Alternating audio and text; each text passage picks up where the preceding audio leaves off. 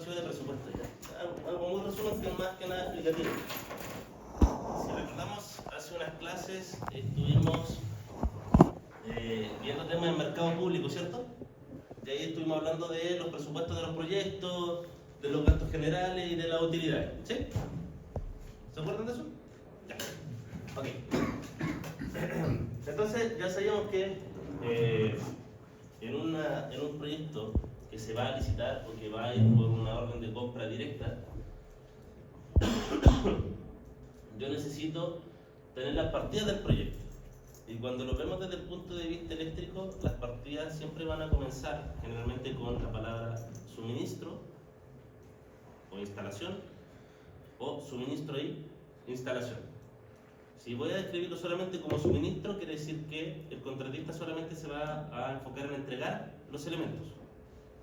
Si va a ser una partida de instalación solamente, quiere decir que el mandante ya tiene el equipamiento y el contratista solamente tiene que hacer la instalación. Y la general es cuando tengo una partida de suministro e instalación. Esa quiere decir que el contratista se va a encargar tanto de suministrar todo el equipamiento, así como también instalarlo. Entonces, por ejemplo, aquí tengo lo que es suministro e instalación de módulo solar fotovoltaico. Ya conversamos en la clase anterior esa que, dependiendo del tipo de elemento, su unidad de medida podría cambiar. Su unidad de medida podría cambiar. Por ejemplo, cuando hablamos de cable o tuberías, generalmente hablamos de metros lineales. Cuando hablamos de elementos como enchufes, lámparas o por ejemplo paneles fotovoltaicos, estamos hablando de unidades. Y cuando estamos hablando de servicios que no podemos cuantificar materialmente, como por ejemplo la certificación T1,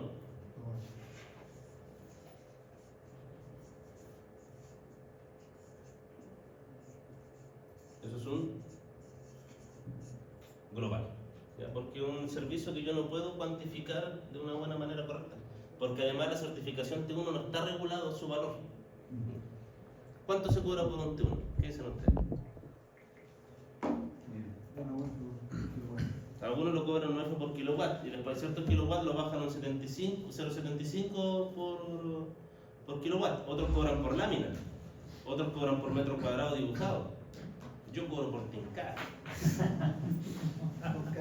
Yo cobro por carajo. Yo digo ya, la potencia era en mano guagua. Tengo que cobrar el doble para llegar más o menos al precio que quiero yo. Entonces, no está regulado. No está regulado. ¿Dónde te lo han enseñado? ¿Se lo han un proyecto eléctrico o algo así? No. ¿No le han enseñado a llenar un T1? ¿No le han enseñado a llenar un T1? No. ¿Les tinca que dejemos una clase para enseñarle a llenar un T1 domiciliario? Ya, vamos a dejar una clase para hacer eso. Yo les voy a enseñar.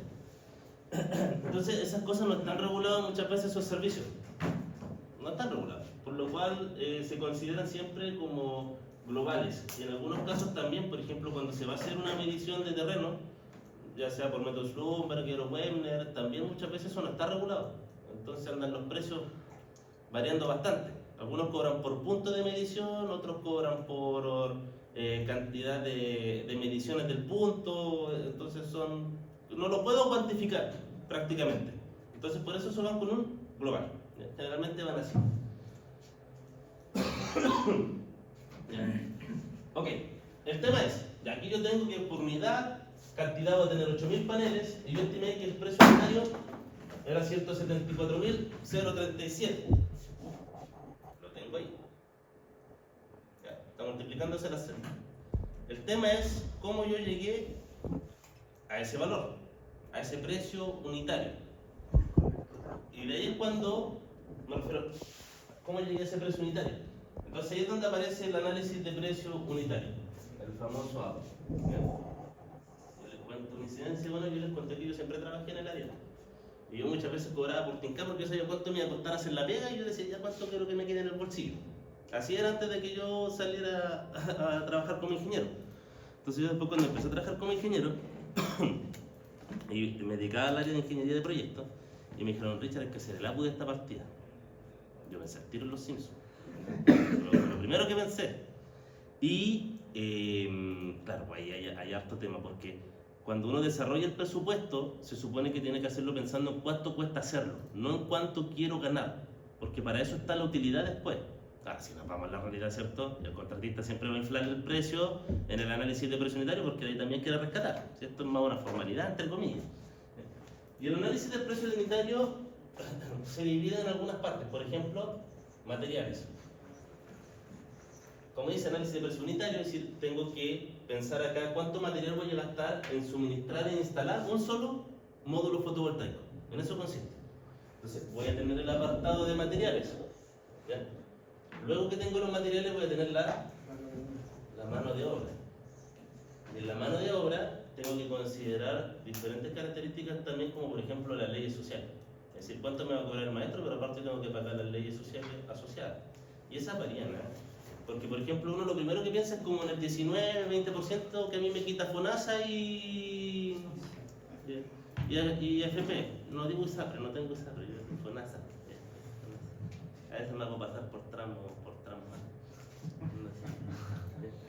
Mano de obra. Y en algunos casos la ley social aumenta hasta un 41% con respecto a la mano de obra. ¿Por qué? Porque tengo que tener metido mutual, tengo que tener metido seguros que están asociados también a los propios trabajadores por los trabajos en altura. Entonces muchas veces se cuestionan y dicen, profe, pero 41%, igual, cuando a mí me enseñaron eso, pero 41% no será mucho, decía yo pensaba lo mismo que piensa uno generalmente, el 20% aproximadamente que es FONASA y ISAPRE y AFP. Y después, claro, me mostraron un desglose y hay un tema metido de mutualidad, hay un tema metido de seguros por cada persona.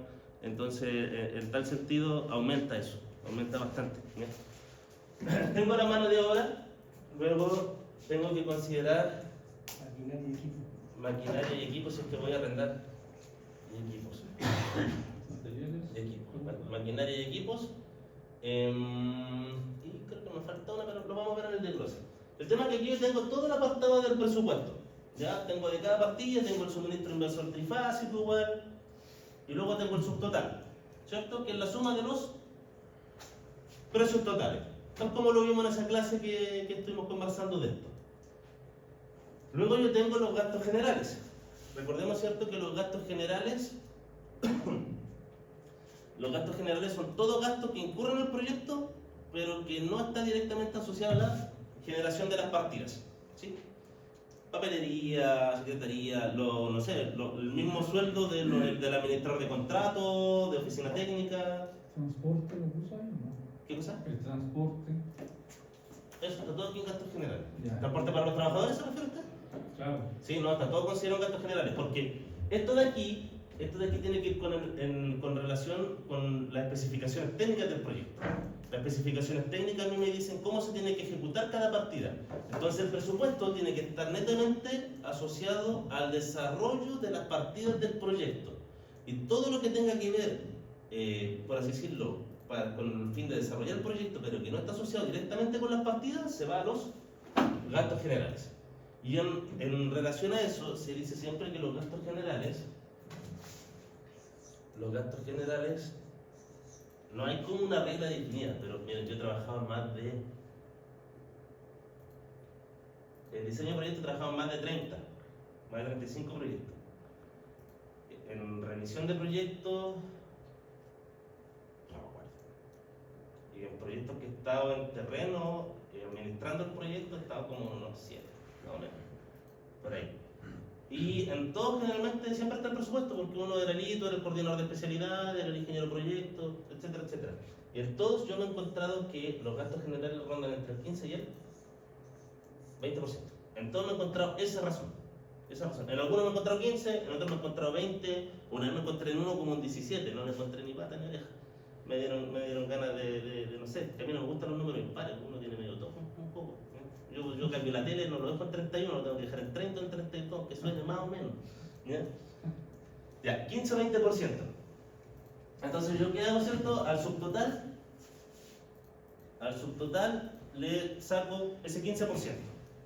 Y luego tengo la utilidad, que se supone que es cuánto quiere ganar la empresa contratista. Y la utilidad ronda entre el 5 y el 10%. Es decir, entre los gastos generales y la utilidad debería rondar entre un 20 a un 30% del subtotal. ¿Ya? ¿Por qué? Porque yo podría decir ya gastos generales 20 y la utilidad 10. Pero eso comienza el chancho, ¿eh? Generalmente siempre yo me he encontrado en todos los proyectos que entre la suma de los dos hacen a todos reventar el 25. ¿Ya? Me he encontrado con gastos generales de 15 y utilidad de 10. Proyectos donde tengo gastos generales de 20 y utilidad de 5%. ¿Por qué? Porque siempre intentan hacer entre los dos como un 25%. Siempre andan por ahí. Porque ¿para qué estamos con cosas si estos valores son para sacarle más plata al final de cuentas al proyecto? Entonces teníamos el precio neto, que vendría siendo la suma del subtotal, los gastos generales y la utilidad. Y a eso nosotros le tenemos que sacar el IVA. Entonces cuando nosotros estamos armando estas partidas, no tenemos que considerar el IVA asociado a cada uno de los elementos. ¿Ya? Y ahí tendríamos el total. Y se dan cuenta que tengo 3 partidas nomás de un proyecto fotovoltaico. 3 partidas. 8.000 paneles, 34 inversores y le puse 25 tableros. Y ya llevo 2.000 millones de pesos. Con eso solamente. ¿Ya? Es decir, a eso que voy yo con la envergadura de este tipo de proyectos. ¿Estamos bien hasta acá? Estos en todo caso están a década. ¿Los rendimientos cómo los rendimientos cómo los manejan? ¿Con los rendimientos se refiere a los valores del análisis de presión interna? Sí. ¿Cómo manejan los rendimientos los maestros? Ah, ya, eso vamos a ver ahora mismo. El tema es que a cada una de estas uno tiene que hacerle un análisis de precio unitario. Y el tema es que uno puede cuantificar cuántas personas están metidas, por la experiencia sí, uno puede cuantificar cuántas personas están metidas en la partida del proyecto. El problema siempre va a ser el darle el valor de la hora hombre. ¿Por qué? Porque las personas se cuantifican en hora hombre. Entonces depende mucho de dónde se está ejecutando el proyecto y para quién se está ejecutando el proyecto. Depende mucho de eso. ¿Por qué? Porque, por ejemplo, ¿cuánto gana un maestro primera acá? O un maestro mayor. Yo digo que 600, 700, todo reventar gana un M&M aquí en construcción, por ejemplo. Un M&M. Pero, no sé, pues, en el norte... Adelante. En el norte, yo tengo un amigo que está trabajando como maestro primera ya. Y creo que está como con un palo 100, por ahí, más o menos. Entonces, varía mucho el valor de la mano de obra. Lo que es importante saber cuantificar es cuáles son las personas que yo necesito en esa partida. Y el valor que se le va a asignar depende, por ejemplo, en base a los valores de los contratistas. Porque en fin de cuentas son los contratistas o los subcontratistas quienes contratan a esas personas. Y obviamente si yo soy el contratista tengo que inflarle más el precio a esto ahí, porque se supone que yo soy el que va a cobrar el proyecto completo.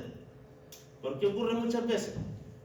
El contratista generalmente es especialista en construcción, pero siempre hay otras especialidades, como piping, ¿cierto? Cuando hay que hacer cañerías de redes contra incendios, especialistas de CCTV, subcontratan el aire acondicionado. Generalmente la contratista que se agarra el proyecto, ellos construyen la obra gruesa, generalmente. Y en gran parte se subcontrata. El tema es que igual existe una limitación de cuántos porcentajes de subcontratación puede haber. No me acuerdo si eso está por ley, pero generalmente en la base administrativa se establece que, no sé, más del 50% del proyecto no se puede subcontratar, por ejemplo. ¿Ya? Y eso se tiene control de eso, porque cuando el subcontratista ingresa a la planta tiene que indicar cuáles son las actividades que van a hacer. Entonces el hito tiene que ver, ya, ellos van a ejecutar esta partida. Y ahí uno establece cuánto porcentaje está subcontratando la contratista. ¿Ya? Así como funciona. Entonces, los valores que yo tengo acá, bueno, este análisis de precio unitario lo hice como en el 2021, ¿no? Pero lo importante está asociado al detalle que tengo que tener. Ahora, yo lo dejé todo en una sola página, pero generalmente el análisis de precio unitario se hace una hoja por cada partida. ¿Ya? Entonces, por ejemplo, yo tengo acá módulo solar monocristalino. ¿Cuánta cantidad? Uno solo. ¿Ya? El valor de ese estaba a 165.000, sin IVA. ¿Ya? Y necesitaba un maestro primera de captador solar, que su unidad de medida es hora hombre. Algunos lo ponen el HH, otros le ponen H, /H, pero con eso delimitan que es hora hombre. Y aquí hay algo importante. Yo establezco el valor de 7.700 su hora, ¿ya? Pero eso es su hora líquida, sin impuestos, sin leyes sociales, ¿ya? Lo que como que le entra al bolsillo prácticamente con todos los descuentos. 7.700. Pero el tema es, ¿el maestro primera se va a demorar 1 hora en instalarme el panel fotovoltaico? No. La estimación que calculamos a ver con esos colegas fue que se demoraron aproximadamente un 45% de 1 hora. Eso se demoraba en suministrar e instalar un panel fotovoltaico. Entonces, ¿qué se hace? Yo digo, entonces el precio total que va a tomar él va a ser su valor hora por el tiempo que va a estar ahí. Y no le puedo dar la hora completa. ¿Por qué? Porque ese maestro yo lo tengo contratado para que me instale todos los paneles.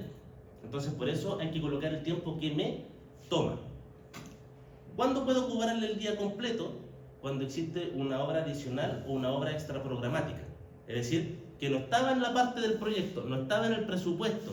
Y justo el hito, o no sé, el jefe de proyecto se dio cuenta de que faltaba algún elemento en otra parte, que no estaba considerado en el proyecto. Y ahí el contratista es cuando dice, chuta, yo te voy a tener que hacer una cotización por eso, porque eso no estaba en el proyecto. Y ahí empieza el muñequeo con el análisis de precio unitario. ¿Por qué? Porque el contratista, ¿qué va a poner? No me va a poner cuánto se demora, me va a cobrar el día completo del maestro. Me dice, pero ¿cómo si tenía el maestro aquí? Sí, pero que el maestro me va a cobrar, no sé, inventos del contratista, pero siempre se la sacan con eso. Lo digo porque estuve en los dos lados. Él dice, no, pero que yo a él le voy a pagar el día entero para que puro haga esa pena, porque me va a cobrar el día. Y ahí se la sacan. Entonces depende si es que es el presupuesto del proyecto o si es que es una partida extra programática o una adicional.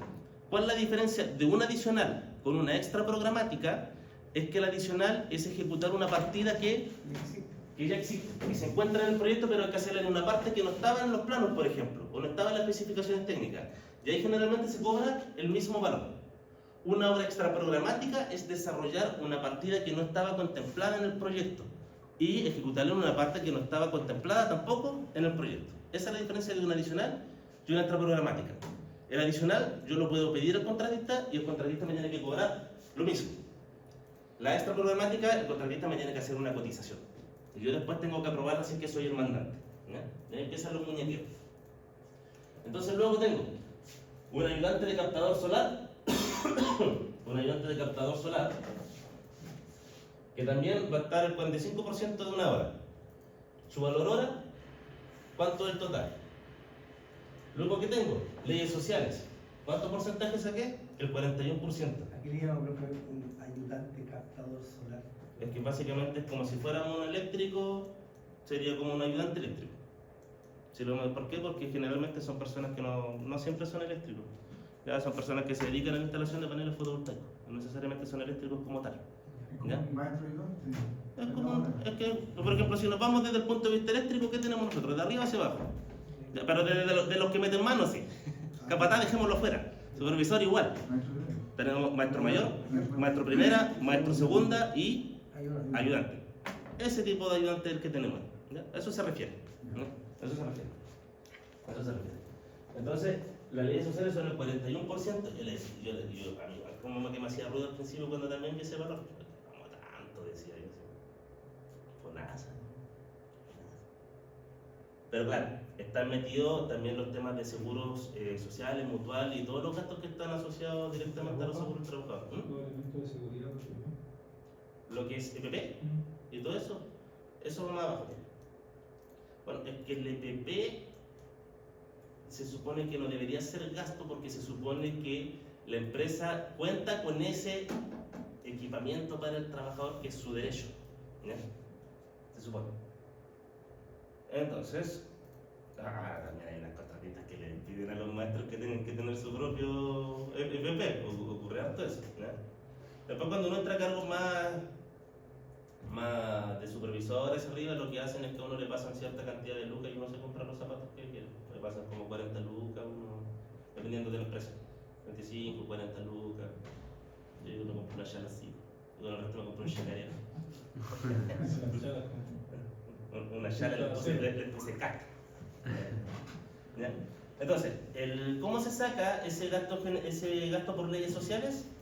Lo que se hace obviamente es tomar la suma de los dos sueldos asociados a la hora hombre. A la hora hombre, pero con respecto al porcentaje que van a estar trabajando en la partida. Así se saca, es decir, sumé esos dos valores y lo multipliqué por el 41%. ¿Bien? Y luego viene el tema, pues si se dan cuenta que no tengo maquinaria metida. ¿Por qué? Porque están en el suelo trabajando. Entonces lo que aparece es una partida por desgaste de herramientas. Porque en el desgaste de herramientas yo no le puedo estar cobrando en cada partida que voy a tener un martillo nuevo, un atornillador nuevo o algo así. No lo puedo cuantificar. Imposible. Entonces lo que se hace es asumir un desgaste de herramientas. Y es un 10% con respecto a los valores que yo tengo de la mano de obra. ¿Ya? Es un 10%. ¿Por qué un 10%? Nunca nadie me lo supo explicar. Pero generalmente eso considera en el desgaste de herramientas. Se considera un 10% con respecto a lo que es la mano de obra útil en las partidas. Es decir, ¿qué voy a hacer yo? Voy a tomar el valor útil de cada mano de obra, lo sumo y lo multiplico por un 10%, por 0.1, para sacarle el 10%. Y con eso hago el subtotal. Y ese es el que aparece después aquí arriba. Y así es como se hace el análisis de precio unitario. Si estuviéramos, por ejemplo, tirando, no sé, cañería de acero galvanizada a cielo, yo tendría que, por ejemplo, considerar ya por metro lineal. Es decir, a mí la tubería me la venden por 3 metros. Entonces tendría que tomar el valor de la tubería y dividirlo por 3 y sacarle el IVA. Lo divido por 3, después digo ya, ¿qué más voy a gastar ahí? Ah, ya, voy a mandarlo con abrazaderas tipo Cádiz. Entonces tengo que considerar 3 abrazaderas tipo Cádiz porque generalmente van cada 30 cachos. Para 1 metro. Entonces tengo que considerar 3 abrazaderas tipo Cádiz. Tengo que considerar los pernos y los tarugos que voy a mandar hacia arriba. 3 tarugos, 3 pernos.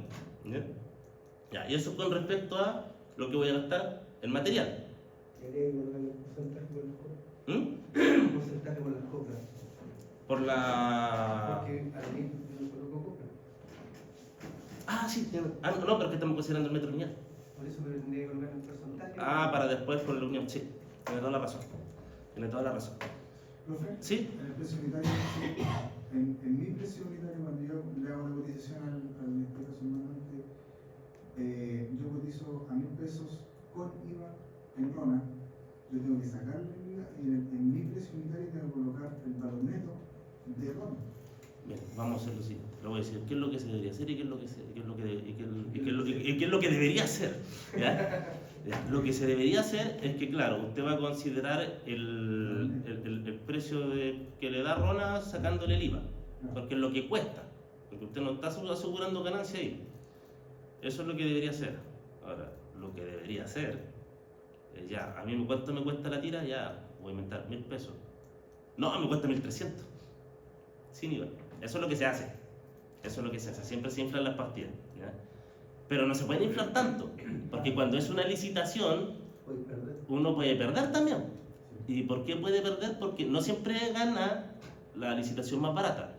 Dependiendo de la entidad que esté evaluando, existen fórmulas y se asignan ponderaciones. Es decir, ¿cuántos años de experiencia tiene la empresa trabajando en el rubro? ¿Cuántos años de experiencia tiene la empresa trabajando en ese tipo de proyectos?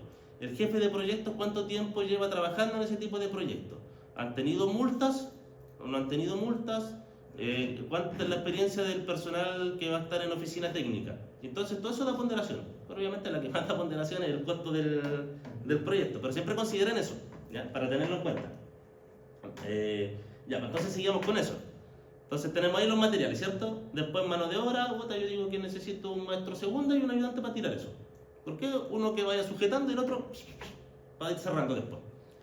Ya, tengo eso. Le saco las leyes sociales y el desgaste de herramientas. ¿Pero qué me faltaría? La maquinaria. ¿Ya? Alza hombres o andamio. Eso sería como por arriendo, ¿no? Ahí está el cuento. Eso se cobra por día.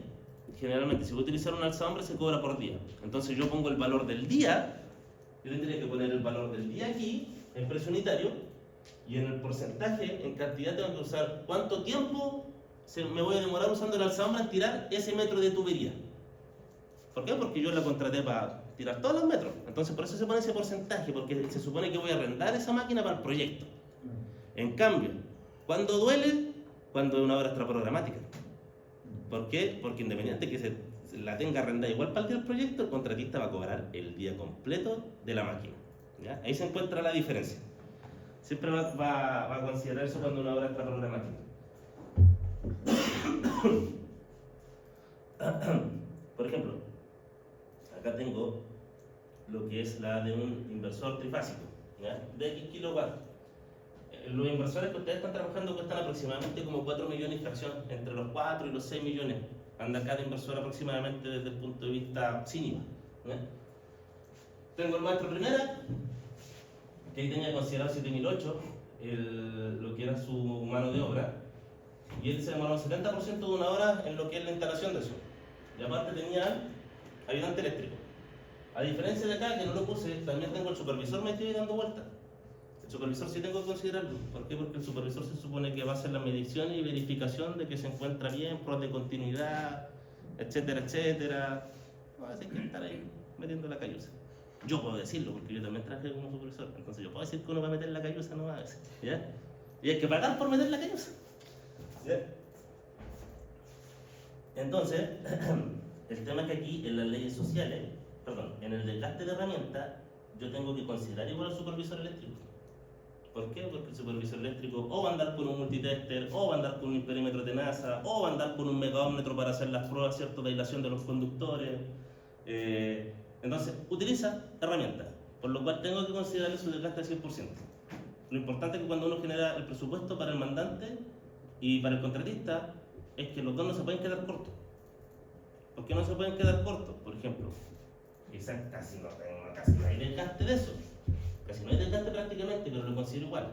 Desde el punto de vista del mandante, yo diseñando el proyecto, tengo que considerarlo porque puede que yo, si no considero todos esos detalles, digo, ay, me va a salir barato el proyecto, voy a pedir los fondos para el proyecto.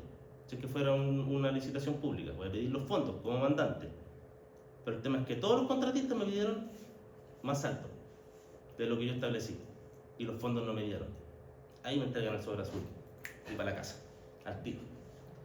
Y en el caso del contratista, va a perder muchas lucas. Va a perder muchas lucas. Entonces va a ver que su licitación está muy barata, perdón, su oferta está muy barata con respecto a la licitación. Es decir, no se quema el proyectista no se quema, pero sí está cobrando muy barato con respecto a lo que quizás podría estar cobrando y de hacerle generar más ingresos a la contratista. ¿Ya? Hay que verlo desde ese punto de vista.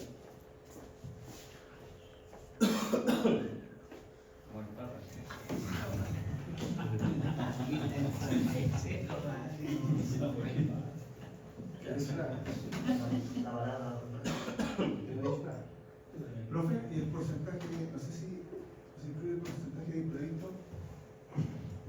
No sé si escuchado hablar de ¿Usted se refiere, por ejemplo, a pérdida del conductor, esas cosas? Claro, sí. Es que lo que se hace, eso es lo que se cambia en la ubicación. 5%. Por ejemplo, un 10%, generalmente yo cuando es conductor y canalización, yo siempre le mando un 10% más.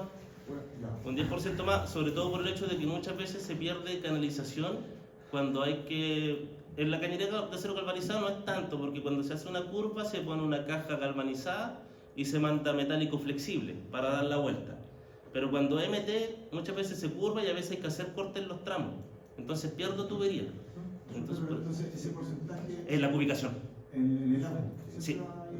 O sea, no en el APU, en la ubicación. Porque, por ejemplo, aquí es para suministrar e instalar, por ejemplo, 1 metro lineal de cable o de tubería. Entonces, cuando yo tenga el presupuesto completo, aquí en la cantidad es que tengo que sobredimensionarlo. Y ahí se le da un 10% más. ¿Ya? Que hay que tener ojo, por ejemplo, yo nunca le di un sobreporcentaje a los elementos como enchufe, ni interruptores, ni nada de eso. ¿Por qué? Porque esos son elementos que son unidad, son tangibles. Yo los cuento y sé cuántos están en el proyecto. Esos no. Entonces ahí el contratista es el que tiene que asegurarse de comprar más por él mismo.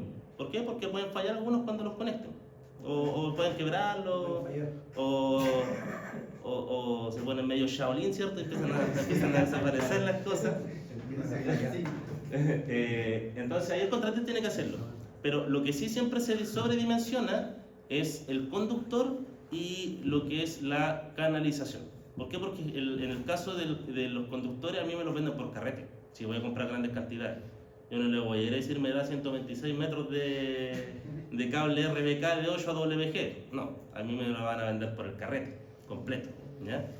¿Y algún factor? ¿Lo sobredimensiona por algún factor? Sí, ahora, ese factor no tiene una lógica operacional ni nada, es un factor que ha ido siendo heredado de generación en generación. ¿Ya? Por ejemplo, a mi papá siempre me decía, no, hijo, dale un 5, un 10% más, siempre me dijo mi papá. Entonces yo cuando me fui a trabajar a Santiago, cuando me fui a vivir a Santiago, había un viejito que era de alumbrado público, que él era ingeniero, o técnico de Lusach, ya estaba por jubilar, le quedaba poquito. Era capo. Él estaba en cargo de los proyectos antes. Y ahí me dio risa, porque él mismo también me dijo, no, Richard, siempre dale un 5, un 10% más. Yo dije, usted llama a mi papá. Pero entonces, ahí dije, ya, no es un valor prudente. Es un valor prudente porque no sobredimensiono tanto y me aseguro de que me va a quedar la cantidad asociada. ¿Me puede sobrar? Sí, pero mejor me sobre que me falte. Siempre es mejor que me sobre que me falte. ¿Ya? Y eso se da harto por el hecho de los cortes que se producen en las curvas. Entonces muchas veces pierdo canalización porque tengo que cortar la tubería. Entonces, supongamos que por ejemplo, yo voy a acceder a un tablero, voy de manera subterránea.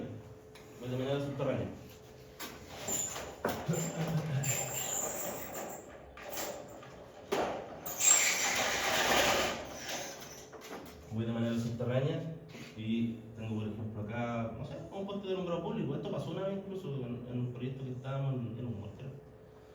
El tema es que estaban haciendo por la parte como del parque del mall, donde pasa como todo lo que es vehículo y están los postes de alumbrado público, estaban tirando tubería HDL. Entonces, ¿qué ocurrió? Ya, tenía los 3 metros de acá, ¿cierto? Obviamente aquí no la curvaron, ¿cierto? Pero hasta ahí llegué. Aquí tenía que producir el corte después. Entonces ya tengo merma de tubería, pierdo tubería, y ese tramo pequeño difícilmente lo voy a utilizar después. ¿Y qué otra condición ocurrió? Cuando muchas veces curvan y no las curvan bien, también ocurre eso. Sopletean mal y pierde su resistencia mecánica a la tubería. Y ahí empieza a quedar como amarilla la tubería. No, queda amarilla. Ah, ya cuando queda negra ya, porque ya querían hacer asado con la tubería. Pero cuando generalmente no se curva bien, queda amarilla, cuando pierde resistencia mecánica y se chupa. Eso ocurre. Entonces yo en ese caso estaba trabajando como hito y obviamente le dije que tenía que sacarme todo ese tramo de tubería. Y eran como 3 metros, ahí ya perdí una tira. Entonces por eso siempre un 5 o un 10% de sobredimensiona, miento. Entonces, ¿qué me interesa que hagan a mí? Que me hagan el análisis de precio unitario y el presupuesto del proyecto y ustedes consideren lo siguiente, igual lo voy a dejar escrito en la letra. 1, suministro de instalación de los módulos, ¿cierto? 2, suministro de instalación de los inversores. 3, suministro e instalación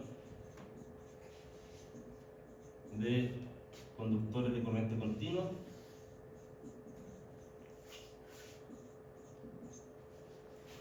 4, suministro e instalación de conductores de corriente alterna. No les voy a pedir los de canalización, pero si lo hacen y lo hacen bien, es un punto completo para el punto del presupuesto, un punto adicional completo. Es decir, si tienen un 1, van a tener un 2. ¿Ya? Van a tener un 1. ¿Y por qué esto es importante?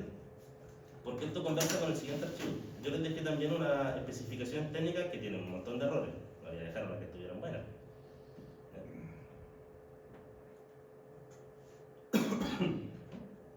Profe, los puntos de la descripción del material ¿se hace en una hoja aparte o tiene que hacerse en distintas? Por ejemplo, el presupuesto tiene la partida completa, suministro e instalación. La partida en una sola hoja. En una sola hoja va cada partida de manera individual, sin el APU. Es como el presupuesto del proyecto solamente. Y después, en cada hoja, yo hago un análisis de precio unitario. Una hoja por partida. Eso habría que hacer. Es decir, si yo estoy acá en el Excel, acá yo se los puse a todos juntos para... Ya, de flojo. Claro, aquí sería una hoja... una hoja para esta, una hoja para esta y una hoja para la otra. Y tengo mi hoja que tiene el presupuesto completo. ¿Ya? Así sería. Ya. Generalmente, cuando un proyecto no es solamente de envergadura eléctrica, a nosotros se nos dice que somos especialistas a lo eléctrico. El proyecto base es generalmente el que genera el arquitecto o el constructor. Y los mecánicos, eléctricos y sanitarios pasamos a ser la especialidad, los especialistas. Eso, nosotros no somos como el proyecto principal, pero si nosotros no funcionan. Nosotros no pasamos a ser el proyecto principal. Si fuera un proyecto que tiene arquitectura de por medio. Entonces, cuando empieza la parte del proyecto eléctrico, comenzamos con lo que es el alcance. Por ejemplo, acá dice, en el presente proyecto, que no habilité la edición. Ahí sí, disculpa. Ahora sí. Ya, en el presente proyecto se ejecutará, no le voy a leer todas las especificaciones técnicas, se aburrirían aquí, se morirían de aburrimiento, quiero los puntos claves. Se ejecutará el montaje y suministro, ¿cierto?, de la totalidad de los elementos necesarios para la instalación del proyecto eléctrico de alumbrado, fuerza, computación y calefacción, considerando su totalidad de cumplimiento de la normativa vigente por parte de la Superintendencia de Electricidad y Combustibles SEC. Esta es la parte importante. Se incluye en esta etapa la confección de los planos ASWIL como construido. Nosotros tenemos tres tipos de planos. El plano como proyecto base, que es el plano de diseño. Luego tenemos el plano Red Line. El plano Red Line.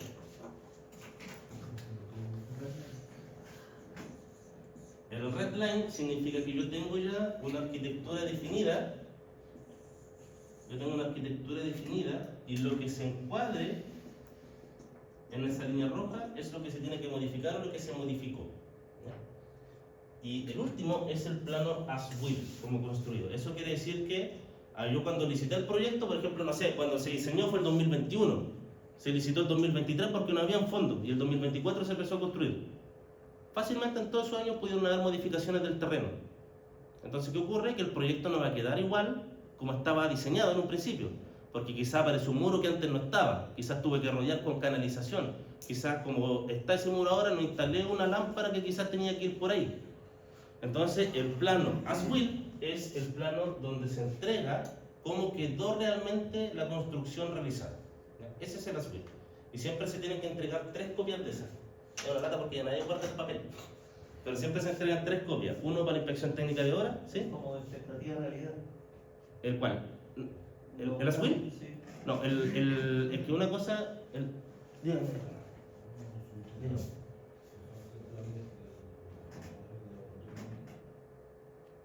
Sí, creo que sí. No, eso lo voy a hacer pisos. Pero que el tercer piso lo tengo. Pero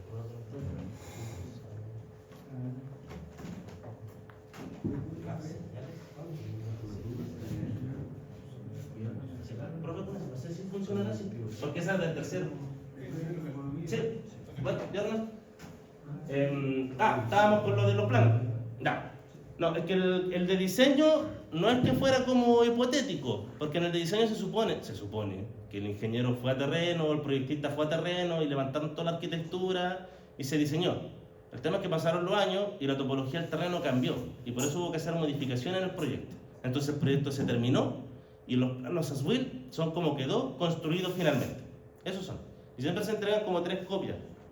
Se entrega uno para la inspección técnica de obra, otra para el mandante y la otra queda como para operaciones, algo así. ¿Ya? Y a veces se entregan en CD también. Nadie usa CD, pero se siguen solicitando en CD muchas veces. Yo no alcancé a tener un proyecto en disquete, pero sí en CD. Ya. Después vienen las generalidades. ¿Ya?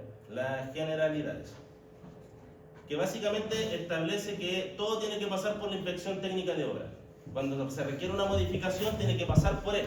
Cuando, por ejemplo, si yo pedí una luminaria de tal color, antes de que la compre, el contratista tiene que enviarle la ficha técnica con el color a la inspección técnica de obra. Y él tiene que aprobarla. Si él no la aprueba, y el contratista llega con las luminarias y le dice, oye, pero estas no son las del proyecto. ¿No? Y dice, pero si son las mismas, sí, pero el color no es el mismo. El contratista no puede hacer nada. Va a tener que devolverlas. Es que las puede devolver. ¿Por qué? Porque están en las especificaciones técnicas. Estas mandan cómo se tiene que ejecutar el proyecto. Y estas tienen que conversar con los planes y con el presupuesto. Es decir, las partidas que aparecen aquí son las mismas del presupuesto. Y aquí aparece la descripción de cómo se deben que desarrollar. Profe, ¿Sí? si se hace ese cambio, ¿tiene que ser por libro de hora? Sí. Tiene que ser por libro de hora. ¿Sí o sí? No, por Sí. palabra. No. Limitado. Miren, a mí una vez me pasó una talla por relajado. Que teníamos que hacer una modificación y no la alcancé a dejar por libro de hora. Y lo hicimos. El problema es que después me llegó el chicotazo. Pero lo bueno es que tenía el respaldo del correo donde habíamos quedado de acuerdo que íbamos a hacer eso. Entonces sí, ya, no tengo... Yo tenía la culpa de no hacerlo por libro de hora, pero menos mal tenía el respaldo del correo. ¿Ya? Por eso siempre es importante llenar el libro de hora.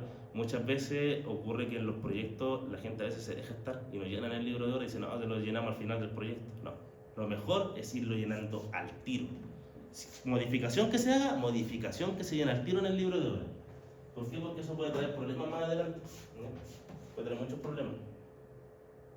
Y siempre igual, cualquier modificación que se quiera hacer, si el hito tiene las cualidades para tomarla, pero muchas veces hay que pedirle al proyectista también que dé la validación. Entonces se hace una RDI, un requerimiento de información, el cual puede solicitar el contratista o puede solicitar la inspección técnica de obra al mandante. ¿Ya? El hito es básicamente un puente nomás. Normas y reglamentos, aquí tienen que especificar todas las normativas, incluyendo las de salud, e incluyendo la eléctrica y las de construcción. Todo eso va acá. ¿Por qué digo que esto es antiguo? Porque estas especificaciones técnicas las empezamos a redactar y como dije, no era errores esta. Cuando era la 4/2003 la que estaba vigente. O sea, si ustedes usaran eso, ahora tendrían que ir los RIC. ¿Y cuáles RICs específicamente? Entonces, los aspectos generales para que ustedes le den una vueltecita eso después. Y aquí empezamos. Por ejemplo, las primeras partidas, suministro e instalación de luminaria. Este pasa a ser el título principal en el presupuesto. ¿Ya? Y dice, la ejecución de las instalaciones de luminarias se regirá de acuerdo al especificado en la norma eléctrica NSH 4/2003. Todas las luminarias deberán ser revisadas y aprobadas por la inspección técnica de obra. Se deberá desembalar los artefactos para su preparación antes de su instalación. El contratista tendrá que tomar atención a los siguientes puntos: limpiar y despejar el sector, mantener la área limpia y ordenada libre de obstáculos, uso adecuado de PP, uso adecuado de herramientas y en buen estado. Las luminarias deberán ser trasladadas con extrema precaución hacia el lugar de la instalación. El contratista, previo a la instalación de los artefactos luminarias, debe verificar que no se encuentre ningún elemento dañado o que no corresponda a lo especificado. El tema es que, por ejemplo, si se instala algo, sigue siendo responsabilidad del contratista hasta que yo reciba parcialmente esa parte de la obra. Entonces, el contratista cuando termina una parte, se la tiene que entregar al hito y al mandante. Entonces eso queda con un acta de entrega. Mientras yo no tenga el acta de entrega firmado, sigue siendo responsabilidad del contratista. Es decir, se quiebra algo, el contratista tiene que reponerlo sí o sí, al tiro.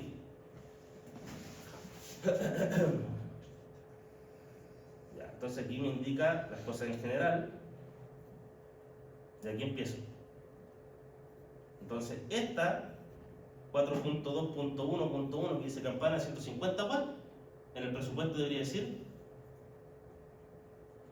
4.2.1.1 suministro de instalación o campana de 150 watts. Es decir, tiene que ser correlativo la especificación técnica con el presupuesto, en todas las partidas. En todas las partidas. Entonces, ¿qué dice? Se contempla el suministro de instalación, es decir, el contratista va a comprarla y va a instalarla. El suministro de instalación de luminaria estilo campana, la cual deberá venir con todos sus componentes de fábrica. Estos deben ser instalados con una sujeción adecuada y podrán ser del tipo cable de acero o cadena. Se refiere a que estas luminarias son colgantes. Y la norma a mí me dice que la tubería no puede ser el método de sujeción de la lámpara. Entonces, ¿qué ocurre? Baja el cable, es decir, si yo estoy a cielo, ¿cómo se hace? supongamos que este es mi cielo, también me forma el cielo. ¿Ya? Yo vengo aquí con mi tubería, por ejemplo, MT o cañería acero galvanizada. Tengo mi caja, ¿salgo de acá? O sea, pero una vez. No, porque ahí tengo la tapa. No voy a salir de la tapa, ¿cierto? Entonces, por ejemplo, aquí yo tengo mi luminaria. ¿Ya? Entonces el conductor sale de acá con algo que se llama prensa estopa. Una prensa estopa es como una prensita plástica, ¿cierto? Que se mete por los dos lados. Y la gracia que tiene es que hace presión en el conductor cuando se va cerrando. Entonces lo aíslas herméticamente para que no entre agua a la caja. ¿Ya?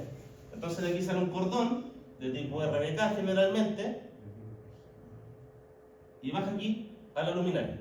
El tema es que esto estaría siendo afirmado por la caja y no puede. Entonces, ¿qué se hace? Aquí se le manda una cadena. Bueno, la cadena debería ir recta, pero me quedó horrible el dibujo. El tema es que esto debería ir derechito. Debería ir derechito. Por física. Por física debería ir derecho. ¿Ya? Pero así es como funciona. ¿Ya? Aquí al cielo, perdón, se pone lo que es, se deja generado el orificio y se pone un cáncamo. Entonces se pone un cáncamo y de ahí queda afianzada la cadena. ¿Ya?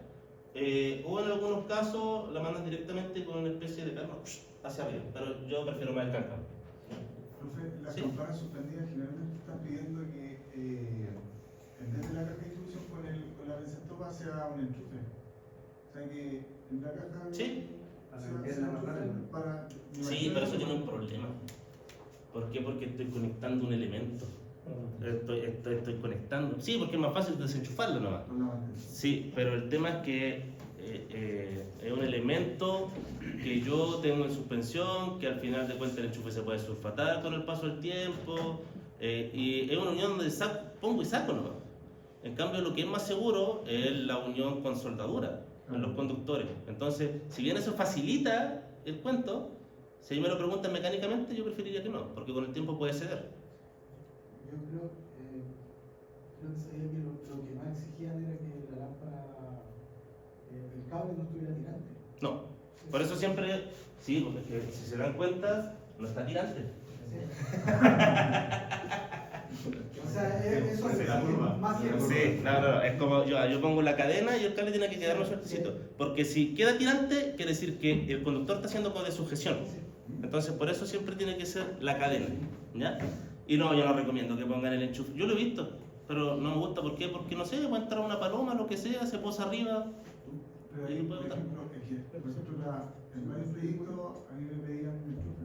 De hecho, la mayoría de los proyectos, Sí. enchufe por un tema De facilidad de cambio. Sí, de cambios ahí, después. Sí. Y ahí nada que Hay que subir cuando son especialmente en altura. pues. Sí, pero es que el tema es que la unión exotérmica es aquí. O a veces el conductor de aquí sale continuo. Y la lámpara, la UFO, tiene bueno, si es que con driver se abre y se tiene ahí, tengo ahí la conexión al driver. Entonces llegar y la cuelgo con la cadena, la abro y la hago la conexión adentro porque este cable está listo. tendría que ser chuco para que sea más seguro.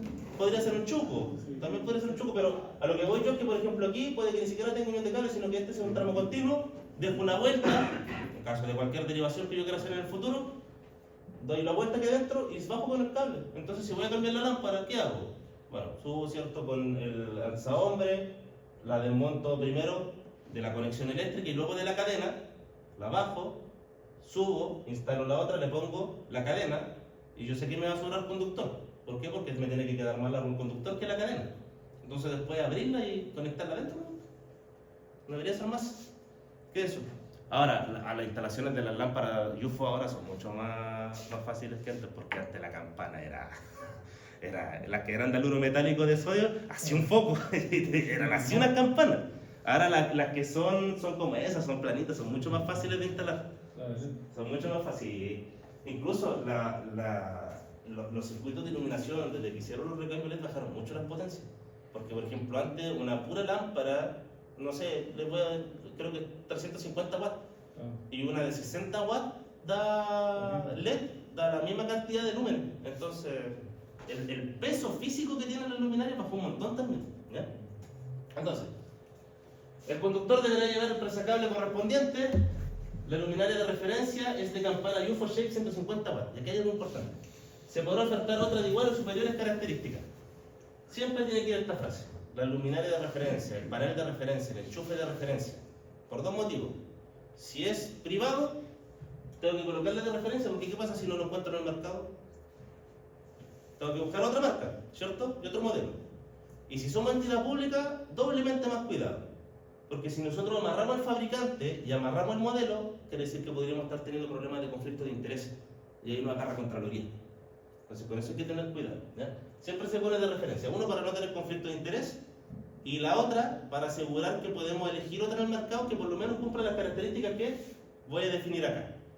Entonces dice, la luminaria deberá ser aprobada por ley antes de ser instalada, y las características técnicas son la temperatura de color, el rango que tengo de temperatura de color, si es que quiero que sea frío o que sea cálido, la vida útil de la cantidad de horas, el color acabado negro o algún tipo de color aprobado por ley, si es que no se encontrará ese, tecnología LED, eficiencia mínima de 100 lúmenes por watt, garantía de un año a lo menos, hermeticidad de IP65 y el peso máximo de 10 kilogramos.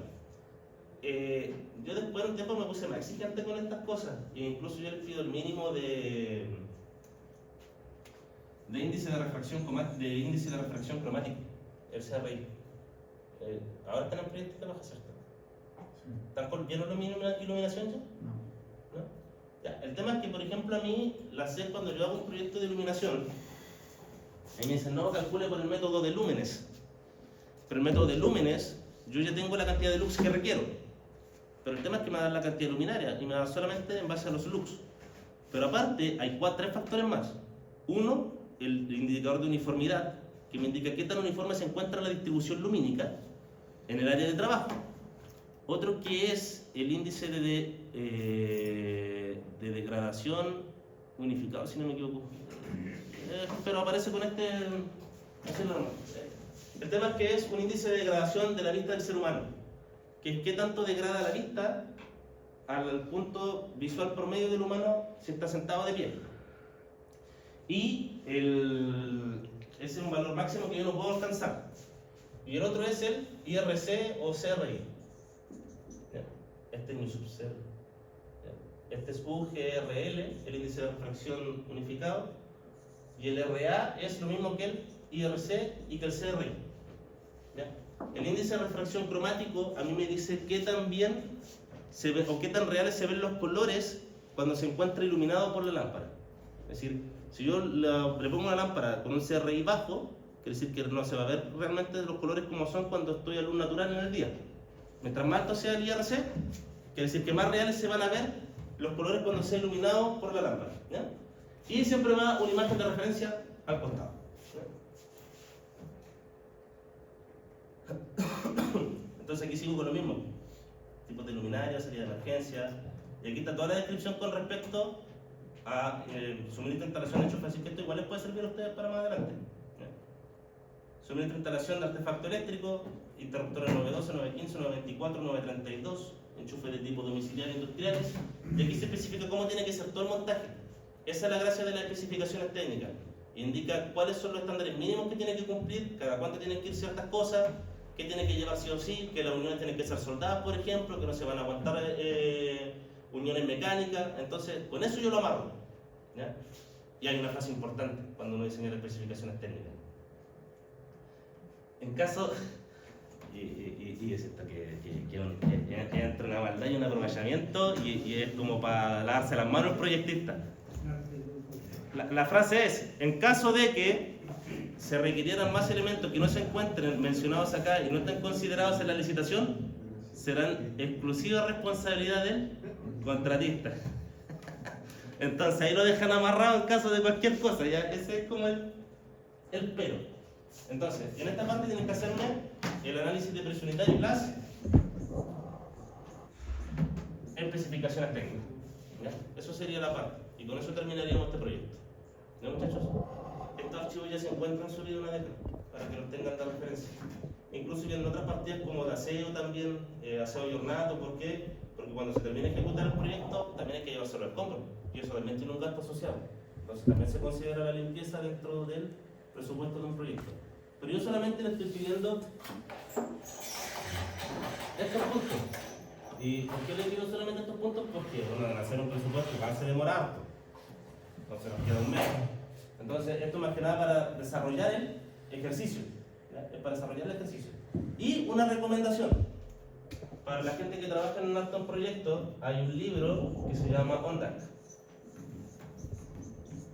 La versión 2017 está disponible, los actores creo que no, todavía está difícil encontrarla, por ahí pirata. ¿Ya?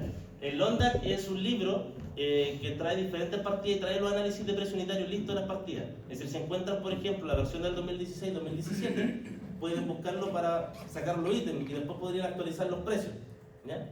Y hay un software que se utiliza para desarrollar presupuestos que viene cargado con valores, que se llama No Trasnoches. Bien ingenioso, se llama No Trasnoches. Pero puta, yo creo que esa es la decepcionante de mí ahora que yo le puedo decir. No podía encontrarlo, no podía, hay que pagarlo. Entonces yo me siento muy Igual contento. tenía un software. pues. Se sigue desarrollando. El Honda igual tenía un software. Sí. Que tenía un candado físico. Sí, pero en otras noches es como el que más utilizan ahora. Pero hay que pagarlo. Yo sé que algún día lo voy a encontrar. Y ahí me voy a acordar de usted y yo se los voy a cobrar. No, yo se los voy a pasar desde algún día lo encontrará. Pero el ONDAC sirve harto, sobre todo para entender muchas veces cosas de fontanería y cosas así, proyecto de construcción. Pero por ejemplo, si no me equivoco, trae cosas como de empalmes provisorios, el ONDAC. Por si le quieren echar una ojeada para ustedes. ¿Ya? Pero el ONDAC tiene su software y está el software No Trasnoches. ¿Ya? No sé si el No Trasnoches será del ONDAC, sí, no estoy seguro. Pero ese era como el que hemos utilizado. Y generalmente siempre le pagan la licencia al ingeniero constructor para el No Trasnoches. Yo una vez un pobre ingeniero eléctrico mendigando, préstame tu computadora. ¿Ya? ¿Dudas, muchachos? ¿No? Entonces, por hoy lo voy a dejar.